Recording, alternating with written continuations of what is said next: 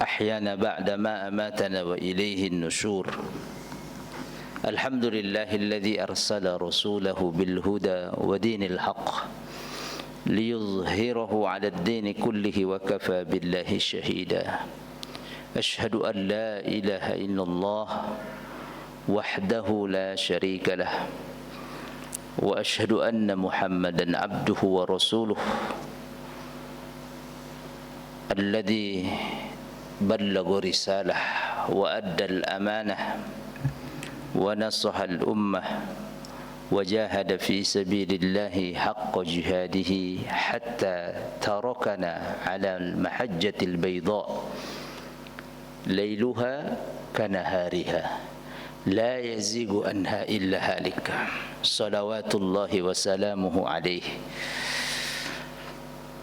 فقد قال الله تعالى في كتابه الكريم: أعوذ بالله من الشيطان الرجيم، بسم الله الرحمن الرحيم. يا أيها الذين آمنوا اتقوا الله حق تقاته ولا تموتن إلا وأنتم مسلمون. أصبحنا وأصبح الملك لله والحمد لله لا شريك له لا إله إلا هو وإليه النشور. أصبحنا على فطرة الإسلام وكلمة الإخلاص وعلى دين نبينا محمد صلى الله عليه وسلم وعلى ملة أبينا إبراهيم حنيفا مسلما وما كان من المشركين. رضينا بالله ربا وبالإسلام دينا وبمحمد نبيا ورسولا. سبحان الله وبحمده عدد خلقه ورضا نفسه وزنة عرشه ومداد كلماته. Segenap pengurus Masjid Al-Aqsa Permata Bintaro yang saya hormati, para tuan-tuan guru sesepuh di lingkungan Masjid Al-Aqsa Permata Bintaro, jamaah solat subuh, ibu-ibu dan bapak-bapak yang dirahmati Allah Ta'ala, offline ataupun online melalui kanal-kanal YouTube Masjid Al-Aqsa atau melalui Zoom. Kaifa asbahtum, apa kabar pagi ini semua? Sehat? Alhamdulillah. Rasulullah SAW bersabda, afdalud du'a du'a yaumi Arafah. Dalam riwayat lain, khairud du'a du'a yaumi Arafah. Sebaik-baik doa, doa hari Arafah. Hari ini jamaah haji ya hanya terpaut 4 jam kita dengan Saudi Arabia. Berarti kalau ini jam 5:30, kita kurangi 4 jam. Hari ini mereka bergerak ke Arafah. Kemarin sebagian jamaah yang mengambil hari tarwiyah mabit di Mina, bagian dari amalan sunnah yang mau. Sebagian kadang tidak langsung ke Arafah karena kondisi lapangan. Jadi sunnah haji, Pak, bukan bagian wajib, apalagi rukun ketika hari tarwiyah. Tarwiyah hari berapa? Ke-8 Zulhijjah. Sebagian melakukan itu, sebagian tidak, melihat kondisi.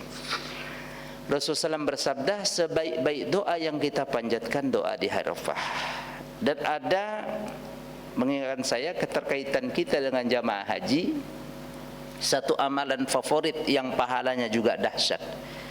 Sebagaimana dicantumkan dalam hadis sahih, Rasulullah SAW bersabda, qala Rasulullah SAW, saumu yaumi arafata yukaffiru sanatal madiyata wal baqiyah. Hadis ini sudah berseliweran di medsos, di dunia maya. Kalau Bapak sering browsing ya tentang link-link kajian Islam umpamanya, atau mendengarkan ceramah, mengingatkan saya akan keagungan hari-hari ini, tanggal 1 sampai 10. Kemarin juga khutbah Jumat saya sudah singgung melalui mimbar masjid kita ini. Tanggal 9 itu ada amalan yang dahsyat juga, kata Rasul. Berpuasa 1 hari Arafah itu bisa menghapuskan kesalahan kita last years, as-sanatal madiyah, tahun lalu, wal baqiyah, dan next yang akan datang. Ini 1 hari saja puasa yaumi Arafah. Tidak usah kita bahas polemik perbedaan ini, beda lagi ini. Kita berharap di kemudian hari diaminkan, Pak. Amin. Nanti menteri-menteri agama ini minimal negara-negara negeri yang bermayoritas penduduk Islam Timur Tengah Indonesia hanya terpaut 4 jam bisa bersatu duduk minimal Idul Adha.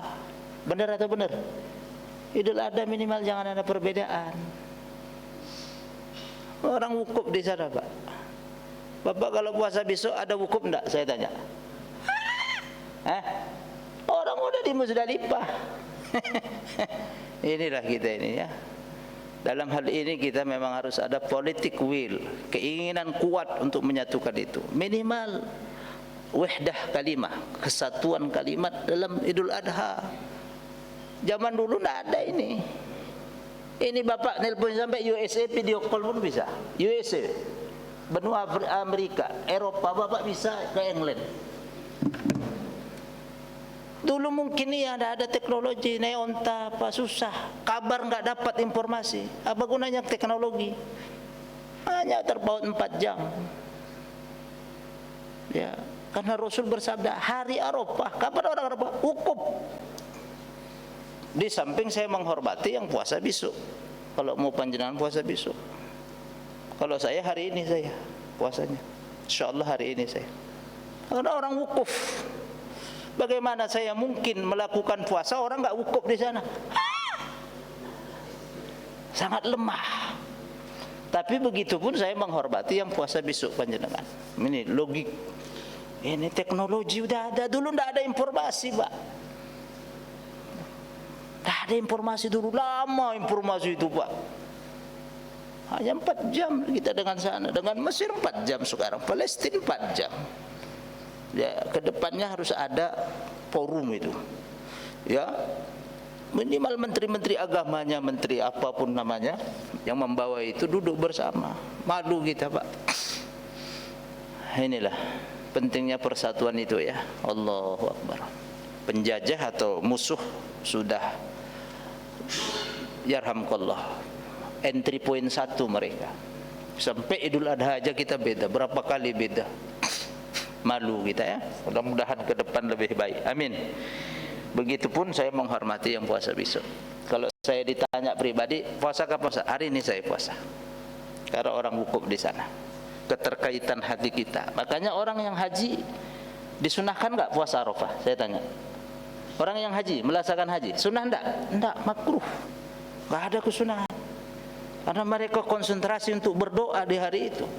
Sampai solatnya saja bukan diitmam, bukan difulkan rakaat, diringkas, dikosor, bukan hanya dikosor, digabungkan jadi satu waktu, dijamak.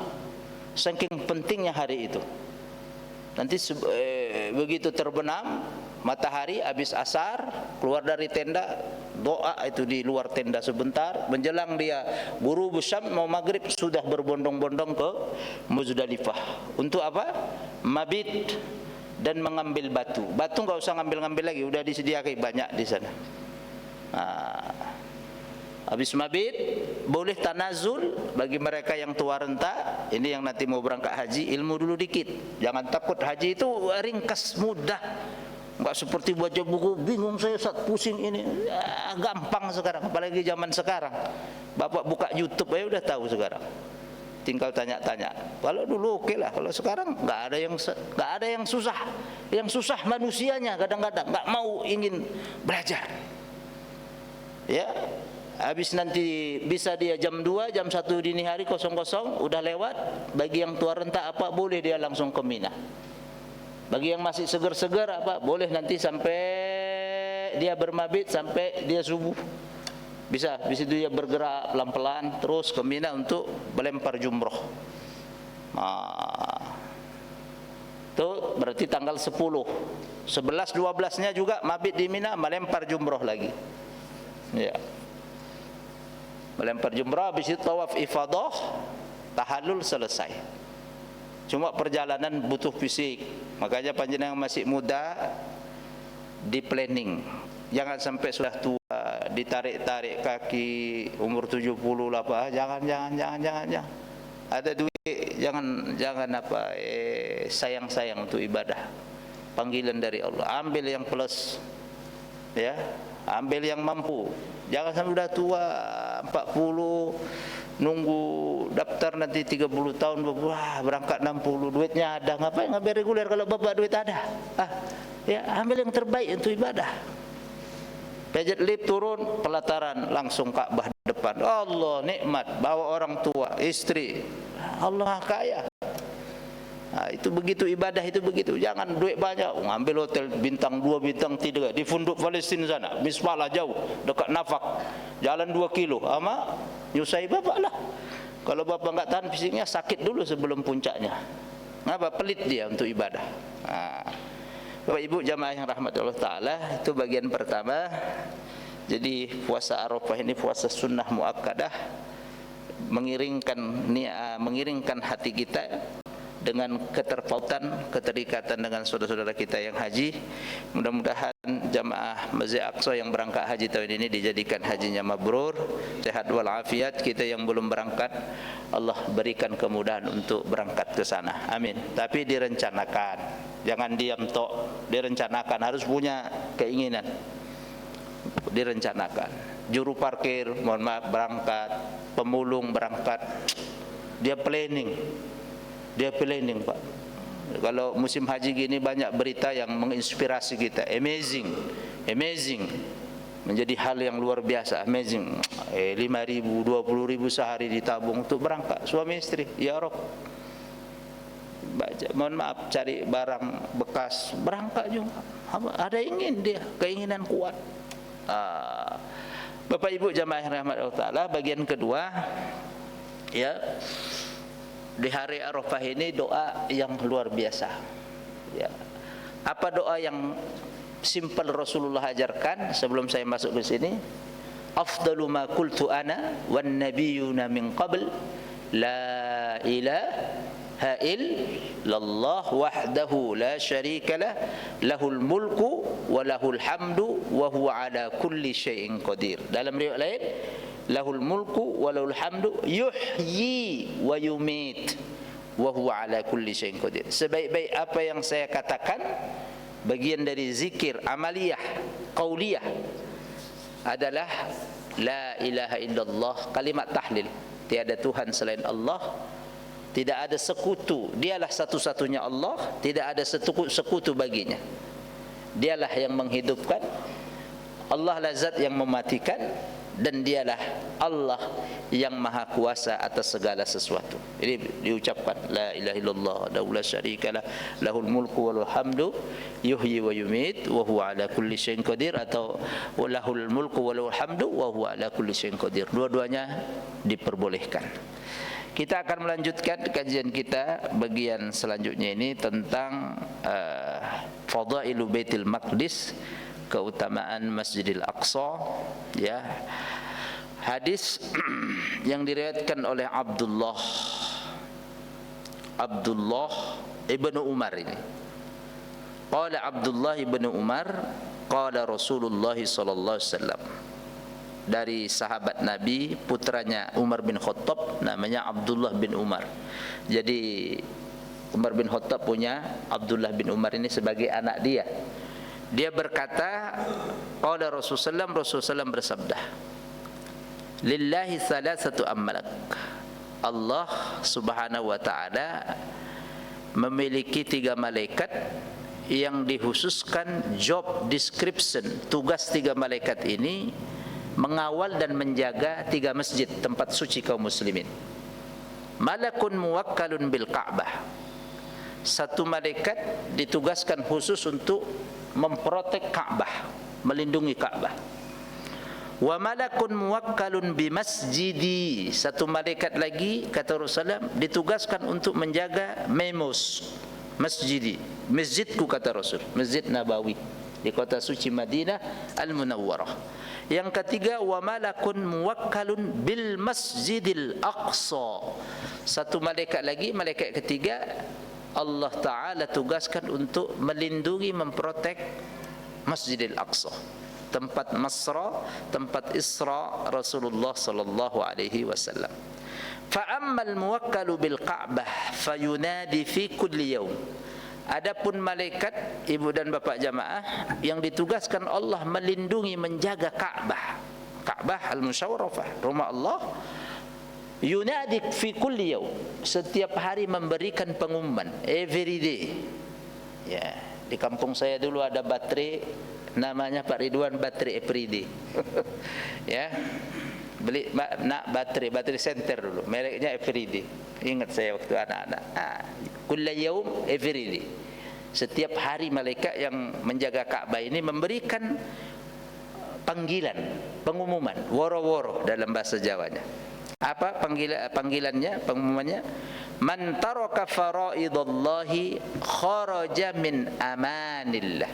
Siapa yang acuh, siapa yang meninggalkan kewajiban-kewajiban yang Allah wajibkan, faraid jamak dari fariidah, kewajiban, maka orang itu dijamin keluar dari keamanan yang Allah berikan. Apa maknanya? Tidak ada rasa aman, tenang dalam hidupnya.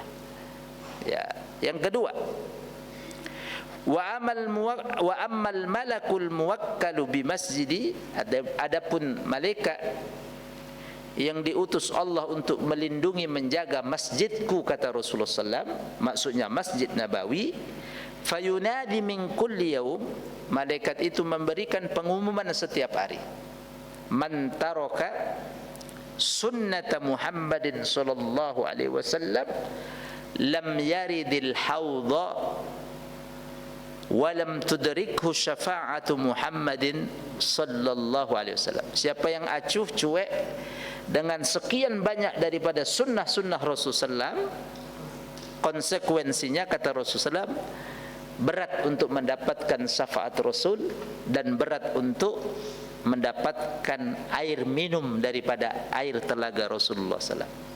Bagaimana mungkin dia bisa kasih minum? Cuek dia.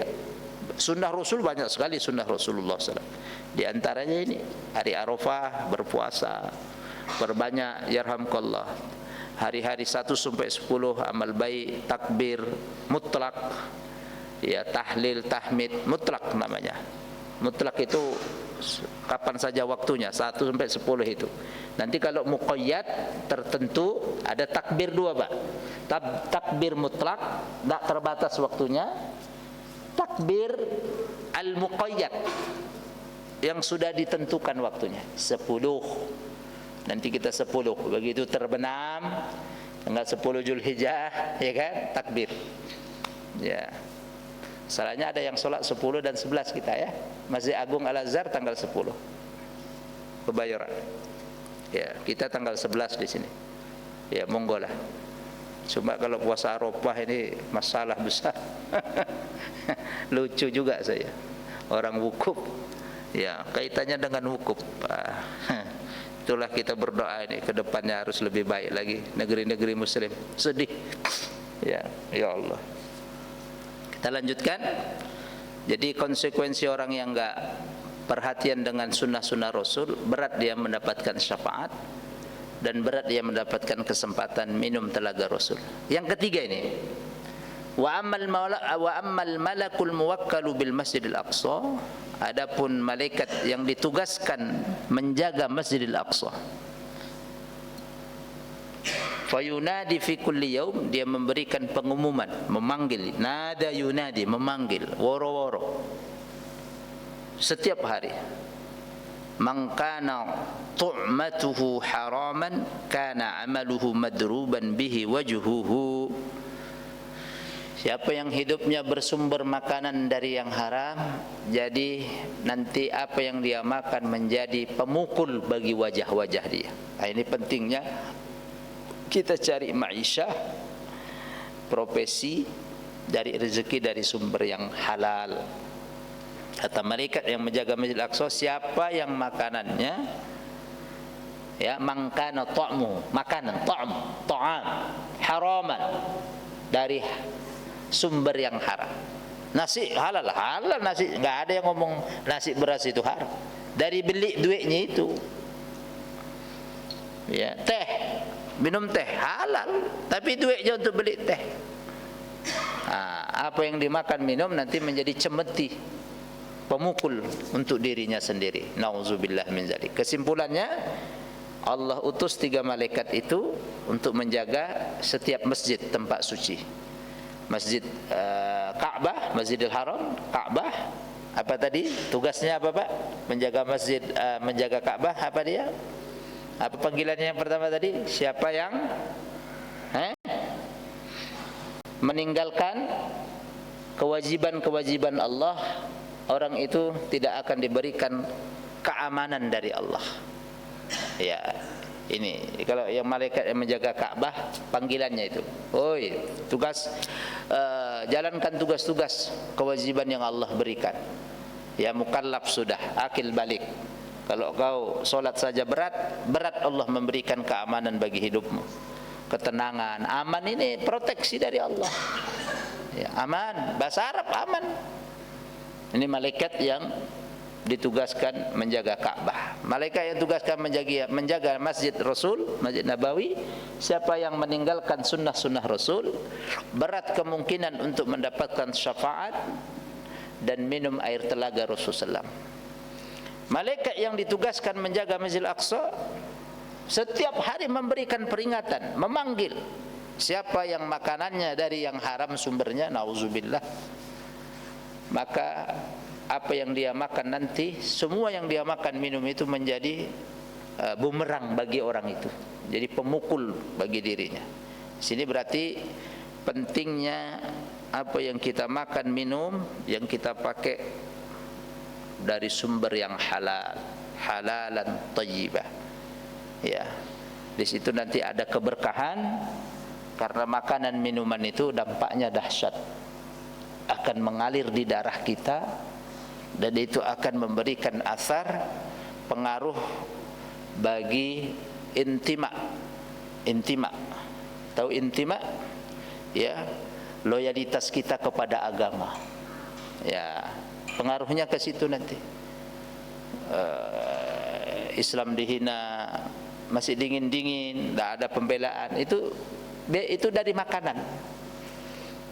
Pengaruhnya itu gitu, Pak, berat nanti dia. Sikap dia ya dengan agama, kecemburuan dia kalau agama diinjak-injak, nampak dia. Kalau orang yang mohon maaf mungkin dari haram aja, nyantai-nyantai aja dia, tidak ada peduli dia. Makanan darah aja dari yang haram semua udah masuk ke tubuh dia. Masya Allah, hati-hati jangan sampai itu. Dan itu pengaruh untuk ibadah juga, semuanya itu makanan itu. Untuk keluarga kita, anak-anak kita. Ya. Kullu lahmin nabata min haram fannaru aula bihi. Setiap daging darah, daging manusia yang tumbuh berkembang, anak-anak kita atau kita makanannya dari yang haram, kata Rasulullah SAW, hadis sahih, neraka lebih baik pantas bagi dia dulu. Ya Allah, itulah pentingnya itu Rasulullah atau agama kita memperhatikan sumber makanan, minuman yang kita peroleh memang benar dari yang halal. Tapi bukan berarti ini melarang kita kaya. Oh enggak, harus kaya. Tapi kaya yang benar. Tidak ada kontradiksi tanakut antara Islam dan harta. Bahkan kalau Bapak baca dalam sejarah sirah, 10 sahabat yang dijamin masuk surga pertama miliarder semua. Tapi dari yang benar. Nah, pengusaha, pedagang, ya. Bukan ngambil uang rakyat dan seterusnya, enggak. Waliyazubillah. Ini yang pertama, hadis yang pertama. Yang kedua, bisa dipahami Pak ya, tadi malaikat yang ditugaskan khusus jobnya menjaga Ka'bah, dia memanggil, mengingatkan jangan main-main dengan kewajiban yang Allah berikan. Kalau kamu main-main, engkau enggak akan diberikan keamanan oleh Allah dunia akhirat. Solat 5 waktu, puasa Ramadan, haji bagi yang mampu. Kemudian malaikat yang menjaga apa? Pak, menjaga Masjid Nabawi. Apa pengumumannya? Jangan cuekkan sunnah-sunnah Rasul. Jangan kau anggap enteng, cuek, tidak peduli dengan sunnah Rasul. Siapa yang meninggalkan sunnah-sunnah Rasul, besar kemungkinan berat bahasa saya untuk mendapatkan kesempatan minum air telaga dan syafaat Rasul. Yang ketiga, yang menjaga Masjid Al-Aqsa, pentingnya makanan dan minuman kita dari yang halal. Kata malaikat tadi, siapa yang makanannya ta'muh, makanan, bersumber dari yang haram, makanan itu akan menjadi bumerang bagi dia di hari kiamat. Menjadi madruban bihi wajhu, dipukul-pukul nanti wajahnya dia. Nauzubillah min dzalik. Yang kedua, hadis dari Abu Dzar ya. An Abi Dzar, Abi Dzar seorang sahabat radhiyallahu anhu, semoga Allah meridai beliau. Qala, dia berkata, qultu, saya bertanya. Siapa yang bertanya, Pak? Abu Dzar radhiyallahu anhu. Qultu ya Rasulullah, saya bertanya, wahai Rasulullah, ayyu masjidin wudi'a fil ardi awwalan, masjid yang dibangun di atas muka bumi pertama kali ini masjid apa ya Rasul? Masjid yang pertama kali dibangun di atas muka bumi masjid apa ya Rasulullah? Qala, Rasulullah SAW menjawab, al-masjidul haram, Masjidil Haram. Yang sekarang jutaan manusia, Pak. Boleh. Coba memang ketat sekarang haji, tidak tahun-tahun sebelumnya kalau kita lihat berita-berita di TV Zazira, di TV Al Arabia, mobilnya disegel. Jadi dari hotel transit atau hotel Mekah mau ke Arafah, Muzdalifah dan Mina itu disegel. Udah masuk penumpang disegel, Pak, pakai barcode. Saya tengok. Sebelum sampai Arafah itu mobil nggak boleh dibuka. Kalau dibuka disuruh keluar, disuruh balik semua, itu satu bis, untuk menghindari penyusup yang legal-legal. Karena nanti kalau di sana Pak, kayak tahun kemarin kita berangkat 2023 agak sedikit mubazir, tidak begitu nyaman. Ada yang masuk ke tenda lain, konsumsi wah banyak yang kurang ya, karena orang bisa menyusup. Maka di situ pentingnya haji itu, atau umroh, haji lah kalau haji ya, umroh gampang, 1 jam, setengah jam pun keluar bisa, dengan tasrih izin yang benar. Nggak usahlah gunakan visa-visa yang lain, visa umroh sampai nyusahkan diri, ngumpet di dalam bagasi bis, apa nanti bohong, ngapain begitu mau ibadah? Nggak masuk di akal saya, ya, nggak masuk. Walaupun dia bukan syarat sah.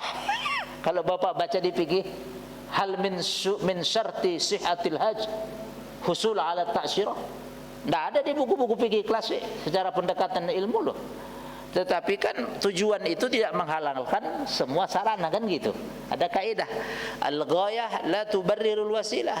Tujuan yang kita ingin capai, Bapak mau tujuannya haji, tapi nggak boleh menghalalkan semua cara begitu.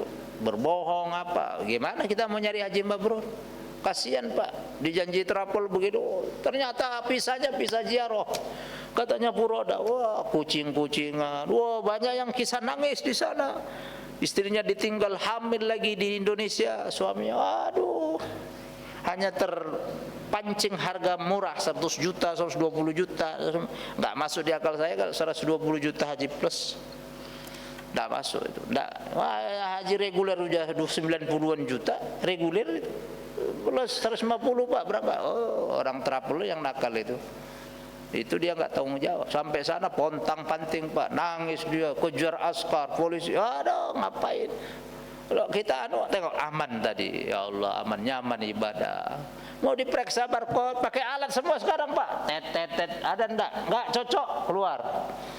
Lumayan dikeluari kalau ditangkap. Tangkap dulu baru deportasi, 10.000 real Pak. Berapa itu? 10.000 kali 4.500 berapa? 45 juta. Lumayan. 45 juta Bapak tabung 2-3 tahun, Bapak bisa berangkat plus. Tinggal nambah itu. Ya, sebulan Bapak sisihkan 1 juta, berangkat itu 3 tahun. Iya kan? Nah, kasihan itu. Ya, yang nakal-nakal juga begitu. Tapi tahun ini berat. Saya ke Palestina kemarin, baru pulang pekan lalu, itu bareng juga dengan orang-orang yang mau haji ilegal, dalam tanda kutip. Dia turun di Riyadh, transit di Muscat, saya naik Oman Air. Saya berangkat kemarin 20 orang itu susah Pak di bandara Cengkareng, masih didengari kita. Saya pikir mau ketinggalan saya. Mana tour leader? Saya masuk, diinterogasi sedikit saya di imigrasi. Benar Pak, 3 orang, 1 depan laptop, 1 chip pimpinannya, 1 pengawalnya. Pikirnya kami haji ilegal. Kan musim haji saya kemarin ke Palestina, ke Mesir dulu. Bapak mau kemana? Mau haji? Enggak, saya enggak haji, saya bilang. Bah ini saya mau ke Mesir, saya ke Palestina dan Yordan, saya bilang. Saya ziarah. Mana visanya? Ini saya bilang. Calling visa kami ini yang tanggung jawab di sana. Ini jadwal kami itinerary. Ini saya bilang. Oh, Bapak belum bisa naik ini pesawat. Tahun lalu enggak begitu. Ketat kali di Bandara Soekarno. Apa jaminan Bapak dan jamaah, kata dia, Bapak enggak haji? Karena Bapak nanti ke Yordan udah perbatasan dengan Madinah, dekat 40 kilo, 60 kilo, Bapak beli tasrih. Saya jawab, jaminannya ini tanggal 31 Mei saya sudah return, saya beli tiket ini 20 orang. Enggak mungkin yang punya travel pingin bangkrut, saya bilang. 20 orang return kami pulang pergi. Jaminannya saya tanggal 31 mendarat, saya ke ruang Bapak, saya bilang. Kaget dia. Saya minta nomor HP Bapak sekalian, saya bilang. Kaget lagi dia. Ya udah. Ya, saya bilang gitu. Dicurigai kami mau haji, Pak. Ya. Kami 20 orang kan seragam juga sebagian bareng. Minggir dulu, orang sudah naik pula. Mak, tinggal 40 menit lagi boarding ini. Bahaya di dalam. Tidak pernah saya begitu. Jamaah biasanya baru kemarin itu.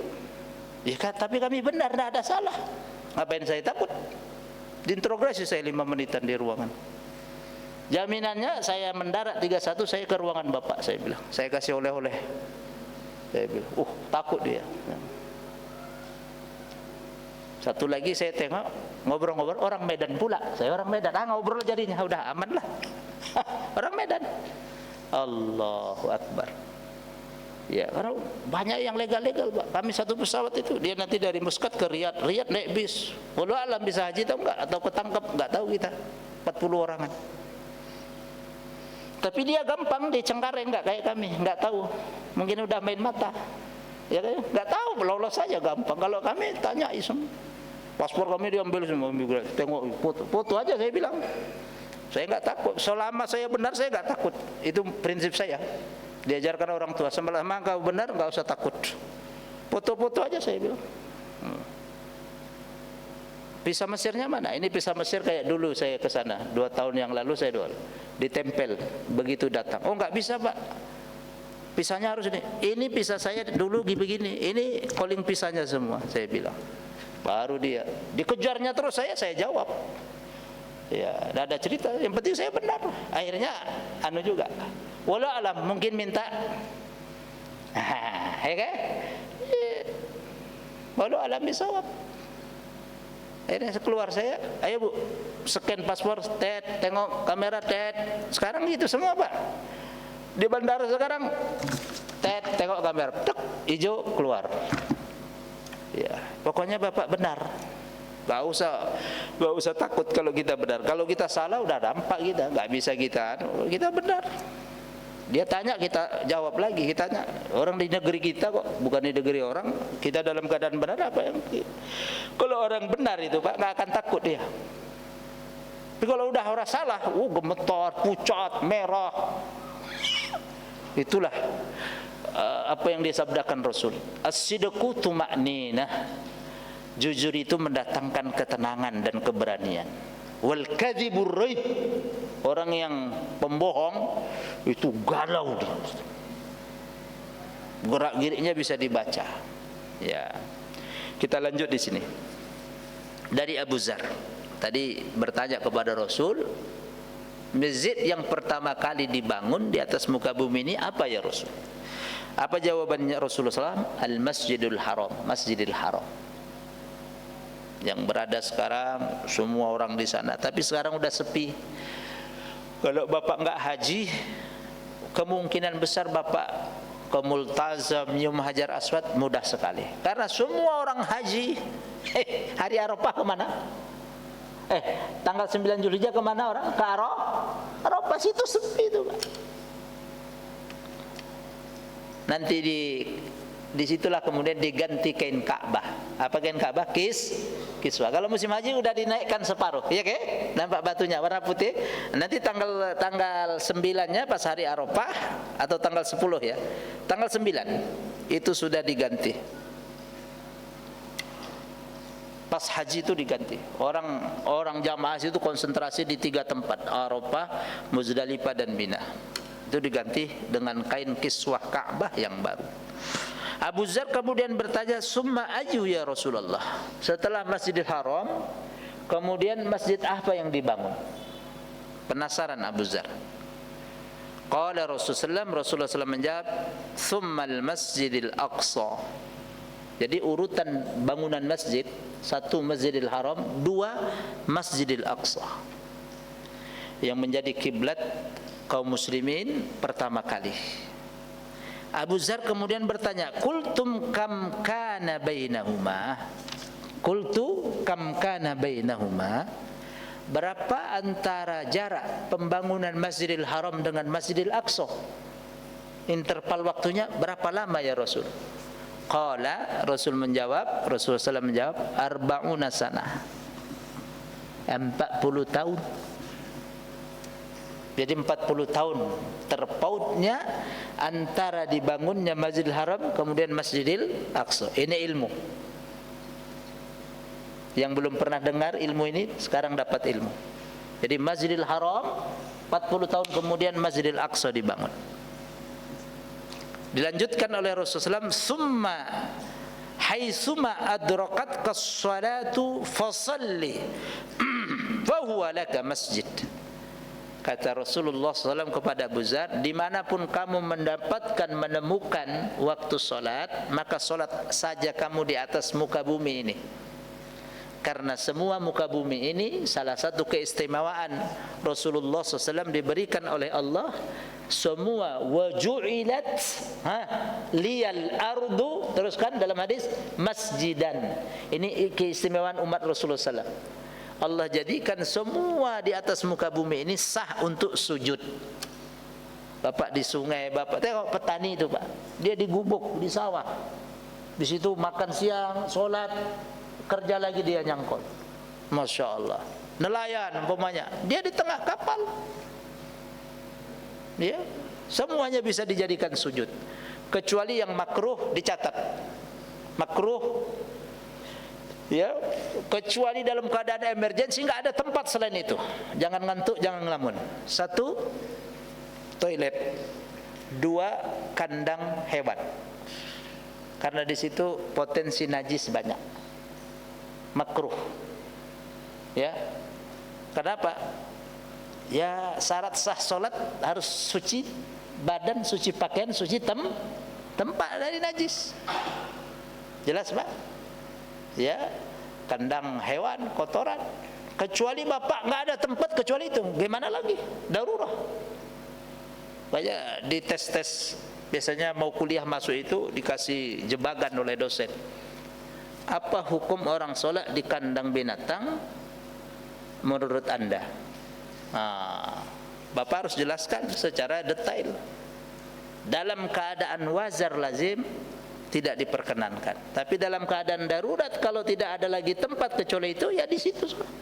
La yukallifullahu nafsan illa wus'aha. Jelas ya Pak?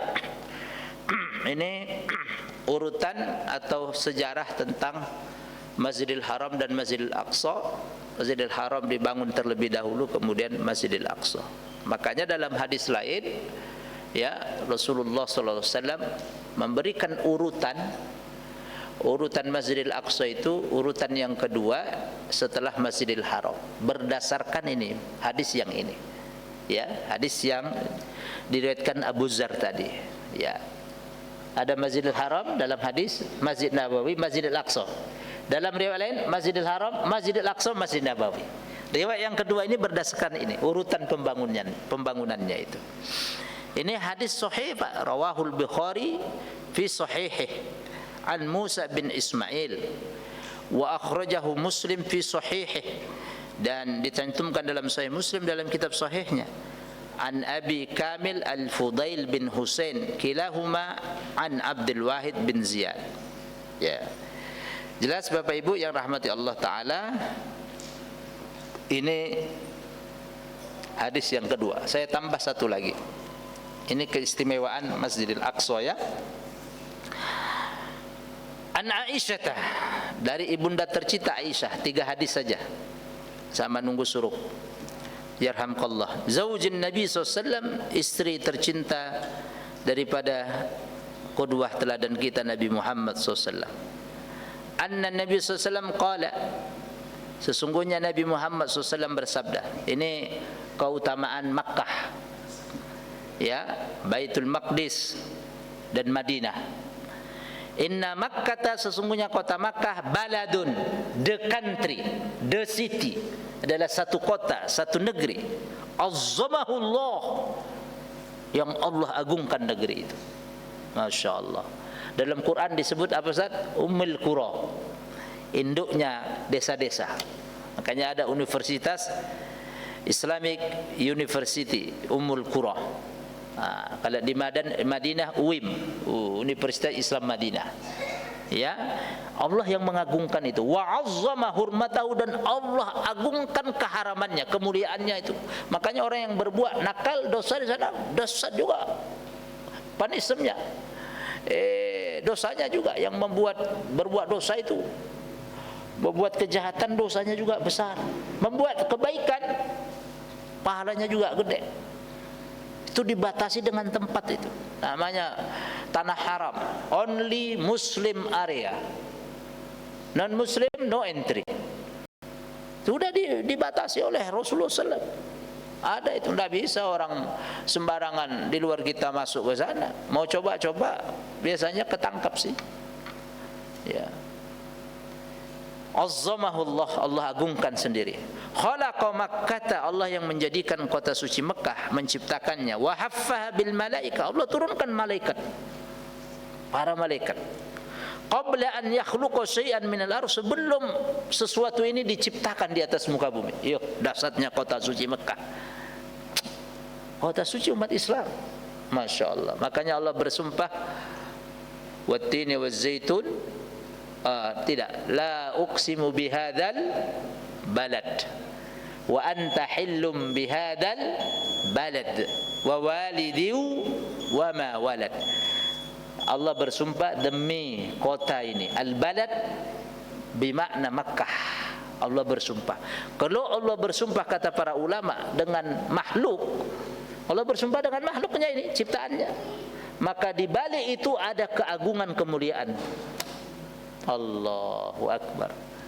Ya, sebelum Allah menciptakan sesuatu di atas muka bumi, berapa lama? 1000 tahun Pak. Jadi 1000 tahun sebelum Allah ciptakan ini fasilitas di atas muka bumi, Allah jadikan dulu kota suci Mekah. Allah agungkan kota suci Mekah. Wa wasala al-Madinah bi Baitil Maqdis, kemudian Allah rangkai kota Madinah, ya, kota suci yang kedua Madinah, setelah itu Baitul Maqdis atau Palestina, buminya para nabi.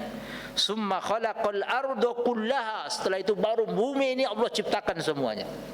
Allah ba'da alfi am, setelah 1000 tahun. Allah, 1000 tahun. Khalqan wahidah, sekali ciptaan. Jadi prosesnya Pak, tengok Mekah dulu.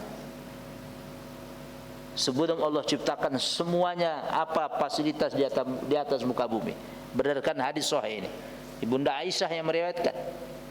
Setelah itu 1000 tahun kemudian Madinah, Baitul Maqdis. Setelah itu 1000 tahun kemudian baru semuanya ini Allah ciptakan. Bapak jangan tanya prosesnya gimana Ustaz. La yus'al amma yaf'al wa hum yus'alu. Jangan pernah bertanya apa yang Allah kerjakan, tapi kita yang Allah tanya tentang pekerjaan kita. Ini bagian ta'adub. Gimana caranya? Allah sab'ata ayyam, setelah 7 hari bersemayam. Ngapain Allah di atas singgasana? Enggak usah ditanya-tanya gitu. Ini orang enggak punya akhlak kepada Sang Khalik. Udah enggak usah banyak tanya. Iya. Ya kan, fi sittati ayyam, mohon maaf, 6 hari kan Allah menciptakan langit bumi ini. Setelah menciptakan ngapain Ustaz? Ini murid enggak punya adab ini namanya. Enggak perlu ditanya-tanya begitu ya. Allah Maha Suci semuanya. Ya. Jadi ini keistimewaan tiga suci tempat tadi, Mekah, Madinah dan Baitul Maqdis atau Palestin. Ya, ini mungkin yang bisa saya sampaikan. Nanti kita lanjutkan pertemuan yang akan datang, keutamaan solat di Baitul Maqdis. Dahsyat. Sedikit oleh-oleh saya kemarin, 1 pekan yang lalu baru pulang dari Palestin. Memang sepi Palestin secara keseluruhan. Saya satu hotel dengan orang-orang dari MU, dari England, dari Inggris. Mereka ada 40 orang, kami lebih sedikit. Ya, mereka langsung dari Inggris, dari MU terbang ke Tel Aviv, ya. Orang-orang India tapi wajahnya, tapi sudah di sana kayaknya. Ayah-ayahnya, Masya Allah, tukar pikiran banyak, Masya Allah. Agak sepi dan lebih mudah masuk. Masuknya enggak banyak pertanyaan, enggak ada antri lagi kami masuk. Karena apa? Penjajah konsentrasi di Gaza, di Rafah. Jauh jaraknya. Kami masuk, nikmat sekali saya yang ketiga kali ini. Enggak nyampe 10 menit, 5 menit. Sudah kami langsung ke Al-Quds, Yerusalem, dari perbatasan Mesir setelah imigrasi. Dari Taba, Bapak lihat nanti peta, Taba itu di bawah, Gaza itu di atas sana. Jadi Tanjung Priok, Bintaro gitu jaraknya. Paham letaknya? Ini Bintaro sini, Tanjung Priok sana, utara, selatan, gitu dia. Kami masuk dari utara. Jadi Bapak jangan pernah membayangkan semua Palestina itu komplek, enggak. Ya, kalau Bapak baca medsos, ya iya. Karena tujuan medsos itu membuyarkan, menakut-nakuti supaya sepi Masjidil Aqsa. Itu yang pertama. Kalau udah sepi, leluasa Zionis untuk menguasai. Enggak ada orang ke sana, udah sepi. Nah, kami alhamdulillah bersama jamaah bisa melaksanakan solat berjamaah di sana. Pertama kami solat di masjid yang warna kuning, di ruangan tempat Rasulullah berpijak ke langit, batu. Kami di Qubbatus Suhra di bawah. Allahu Akbar. Khusus jamaah Indonesia. Kasih petugas masjid, antum dari Indonesia ke bawah antum. Masya Allah. Histeris, ya, sujud syukur kami. Bisa sampai situ lagi. Ya, makanya Bapak harus dicita-citakan. Hidup ini harus ada tumbuhan, cita-cita. Minimal sekali seumur hidup itu. Rasul menyarankan itu 3 masjid, bukan saya, Rasulullah SAW. Bahkan kemarin Pak, umur 81 Pak, ibu-ibu, dia bawa anaknya menantu, sama-sama dosen. Anaknya dosen, menantunya dosen, guru besar. Mertuanya atau ibu kandungnya di bawah, umur 81. Sini nanti enggak percaya. Naik kursi roda mulai dari Jakarta, 3 negara, 81. Allahu Akbar. Merinding saya. Dia punya cita-cita. Di Sorong udah. Jalan kami tuntun kalau naik di situ, dari kursi roda dituntun pelan-pelan. Sama anaknya menantu kita bantuin. Allahu Akbar. Benar apa yang disabdakan Rasul, la tusyaddu rihal. Jangan kau susah-susah payah pergi jauh kecuali 3 masjid planning. Dia susah-susah payah itu. Punya cita-cita untuk ke sana, dia sempurnakan 3 masjid. 81 umurnya Pak. Dia bawa anaknya perempuan, ibu dosen, dan menantunya juga bapak dosen juga. Allahu Akbar. Dari Cengkareng kursi roda. Dari Hotel Palestina kursi roda juga, sebagian naik golf car. Allahu Akbar. 81. Apalagi yang masih sehat Bapak, harus minimal sekali itu. Itu anjuran Rasulullah SAW. Aman sekali, aman. Ada di sana sini tentara mereka di pos-pos, ya ada, biasa, namanya penjajah. Bawa gini biasa aja, kita ngapain takut? Bapak mati di rumah, benar? Di atas tempat tidur mati juga, benar tak? Di mobil mati. Kalau bicara mati, di sana mati juga. Ngapain kita takut mati? Orang kita dalam jalan kebaikan, kecuali maksiat kita. Ya, itu prinsip. Saya takut mati dimanapun mati orang. Ya, ada sahabat dulu yang minta dia wafat di medan tempur, tetapi Allah wafatkan di atas tempat tidur. Ada kisah. Kalau berbicara mati, Pak, di mana pun mati, jangan takut. Bapak nanti baca dalam surat Luqman ayat terakhirnya ya, ada ustaz kita. Wa ma tadri nafsun bi ayyi ardin tamut. Rahasia Allah, seseorang itu enggak akan pernah tahu di bumi mana dia mati, di tempat mana dia. Maka doa kita supaya husnul khotimah. Saya takut mati saat komplek ya. Baca medsos pula. Ya, kalau udah baca medsos berat. Ya. Tidak ada, iman itu kalah dengan ketakutan. Ya. Jaraknya jauh, Pak. Antara Gaza Rafa dengan Masjidil Aqsa 125 kilo. Sini Bandung. Dari ini Permata ke Bandung. Aman, tidak ada bom, tidak ada aman. Kami selamat, aman. Bisa masuk, bisa keluar dari Yordan. Jadi intinya apa? Jangan pernah takut. Jangan ditakut-takuti medsos. Saya sudah katakan di semua jamaah begitu. Jangan pernah takut Anda. Dan di situ propaganda mereka. Semakin takut semakin sepi. Udah kayak Masjid Ibrahim nanti di West Bank, di Ramallah. Kami ke Ramallah juga, ke tepi barat. Udah separuh itu udah dikuasai total. Mereka masuk udah. Kalau Masjid Aqsa mereka nggak boleh masuk. Di pintu gerbang oke. Di lapangan kadang-kadang pagi sampai jam 11 di luar orang kita boleh round-round, Jewish, non Muslim. Di pelatarannya ini boleh, tapi masuk masjid no. Di pelataran boleh mereka city tour gitu, nengok kirim surat di atas pohon-pohon. Saya tengok orang-orang Jewish itu ngirim surat. Pohonnya banyak ini, Pak. Dikalungkan kertas-kertas ini. Saya tengok, loh, tadi belum ada kertas.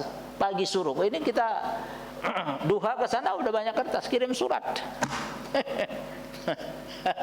Kirim surat ke Tuhannya, lucu kan. Cuma satu, kami kemarin nggak bisa masuk ke Judron Al-Buraq. Tembok Buraq ada tembok ratapan close untuk Muslim karena mereka takut ya. Setelah perang 7 Oktober di Gaza, penziarah Muslim tidak bisa masuk ke tembok ratapan. Kalau 2 kali yang lalu saya masuk, 2003, 2019 saya masuk, bisa. Nengok mereka ibadah itu, nangis. Mengapa Pak mereka menangis itu Pak di tembok itu? Ada yang bisa jawab? Ada yang bisa jawab enggak? Kenapa orang Jewish seluruh dunia itu dia meratapi tembok itu? Tembok itu Pak berbatasan dengan ini Masjidil Aqsa percis. Ini di sini temboknya ini. Pertanyaan saya, mengapa mereka nangis Pak? Gini pada. Kertas putih semua ini nanti di tembok ini Pak, ditempel-tempel, selempit-selempitkan. Ada yang bisa jawab mengapa mereka menangis, meratap? Karena mereka tidak diperkenankan masuk ke masjid. Maka mereka menangis, meratap. Karena mereka nggak boleh masuk ke masjid dari tembok. Mereka itu punya pintu sendiri untuk tembok ratapan itu, namanya Marokon Gate. Maroko, pintu Maroko. Pintu Maroko itu khusus orang Yahudi. Kita nggak bisa masuk. Dari Yahudi dari seluruh dunia masuk dari pintu Maroko, naik kayak Galbarata pesawat, saya turun langsung. Ya, ada 8 pintu Masjidil Aqsa itu. Satu di antara pintunya pintu Maroko itu. Itu untuk Jewish ya. Ya, Yahud. Semua di sana. Ya, semua. Yang ngibar bendera 3-4 hari kami sampai Indonesia, ada kompai ngibar bendera Israel kan? Lihat beritanya? Itu di tembok ratapan di sekeliling komplek mereka. Untung kami sudah keluar. Ya, mereka punya program mengibarkan bendera Israel, tapi saya dan kita yakin sebentar lagi mereka akan kalah insyaallah. Amin ya. Merdeka Palestina, biar mudah kita ke sana, enggak ketakutan ya. Kalau sudah merdeka, subhanallah. Tapi orang Indonesia unik. Unik orang Indonesia itu. Begitupun masih banyak yang ke sana. Apalagi merdeka, begitu loh. Uniknya Indonesia ini. Jangan dilawan orang Indonesia ya kan. Gitu aja bisa masuk ke sana. Jamaah kita termasuk yang banyak itu. Ya, orang Indonesia itu tiap bulan sana masih bisa masuk. Dahsyat Indonesia ini. Itu suatu kebanggaan juga itu. Malaysia tidak bisa masuk. Setelah 7 Oktober mereka backlist. Ya, tidak bisa orang Malaysia. Sementara kalau 2023 masih masuk. Kami banyak ketemu orang Malaysia waktu itu. Sekarang no, mereka tidak bisa. Ya. Jadi kalau ditanya aman. Nanti ada testimoni bapak umur 60-an tahun lah, lebih aman sekali. Dia cita-cita dia sama istrinya pengen ke sana, Allah sampaikan, alhamdulillah. Intinya apa yang saya sampaikan ini motivasi buat antum, buat kita, planning, rencanakan. Kalau sudah azam, ada tekad, rencanakan. Kalaupun tidak sampai, insya Allah pahalanya seperti orang yang sampai, karena udah ada niat. Innamal a'malu binniyat. Jangan sampai nggak ada niat, polos, plong, cuek, jangan sampai.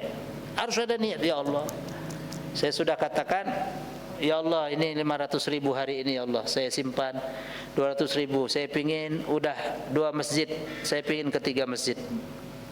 Ya Allah, ini 50.000 hari ini, ya Allah. Dah, nggak usah ke bank, simpan aja bapak di rumah, pakai apa itu, pakai plastik kresek, bawah bantal, terserah bapak lah. Cuma kalau ada jualan sekuteng bakso jangan dibeli. Kalau bawa beli habis lagi nanti ya warung Padang, nggak jadilah. Ya, itu masalahnya, itu godaan, ya kan? Mudah-mudahan bermanfaat. Doa-doa kita dikabul Allah Ta'ala. Palestina segera merdeka. Doakan terus, ya. Kalau bisa solat zahar, saya sarankan pengurus, Pak Kasturin, bapak semua di masjid kita, ustaz imam disuruh kunut nazilah terus. Sebagaimana masjid-masjid lain, jangan hanya solat subuh. Minimal maghrib, isya dan subuh. Kunut nazilah terus. Kunut nazilah ini sangat dianjurkan Rasul. Waktu itu ada suku, ya, dari Zakwan kalau tidak salah, membunuh para para huffaz, para sahabat Rasulullah SAW terbunuh. Rasulullah kunut 1 bulan terus menerus, ya, mendoakan, mengkutuk orang-orang yang membunuh para hafiz, ya, dari sahabat, kalangan sahabat. Nah, sekarang kalau tidak salah sudah mendekati hampir 38.000 yang syahid. Allah, itu manusia. 38.000 mungkin satu kelurahan Jombang. Bapak kelurahan apa sini? Pondok Aren. Nah, bisa satu kelurahan itu. Itu manusia yang tidak ditemukan 10 ribuan. Itu manusia semua, Pak. Allahu Akbar. Tapi saya yakin dan kita yakin, insyaallah kian dekat itu kemerdekaan Palestina. Amin ya rabbal alamin. Mari kita tutup dengan doa kafaratul majlis. Subhanakallahumma bihamdika asyhadu an la ilaha illa anta astaghfiruka wa atubu ilaik. Mudah-mudahan bermanfaat apa yang kita sampaikan. Siapa yang puasa hari ini diteruskan, siapa yang puasa untuk besok tafadhol, monggo, ya. Mudah-mudahan Allah berkahi kita semua. Apa-apa yang kita cita-citakan, kebaikan-kebaikan yang kita program, Allah mudahkan. Amin ya rabbal alamin. Aqulu qouli hadza billahi taufiq wal hidayah. Wallahul muwaffiq ila aqwamit thoriq. Wassalamualaikum warahmatullahi wabarakatuh.